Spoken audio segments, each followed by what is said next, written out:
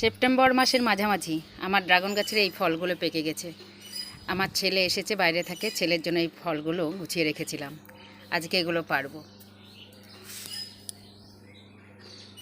এই ফলগুলো খুবই মিষ্টি, গাছ পাকা হয়ে গেছে। এরকম করে ঘুরালেই পারা যায়। ধর, ওর হাতে দিলাম ফল, খুব খুশি। এই একটা রাখা হলো, এখন আর একটা পারবো।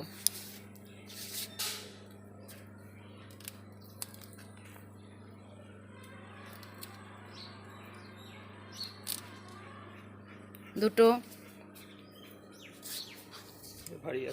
এটা অনেকটাই বড়, গাছ পাকা ফল, খুবই ভালো।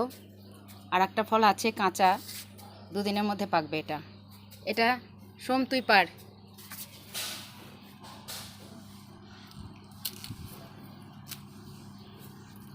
এই যে তিনটে ফল এক জায়গায় করা হলো, প্লেটটা ভর্তি হয়ে গেল। কি সুন্দর এই তিনটে ফল এখন আমি রাখবো।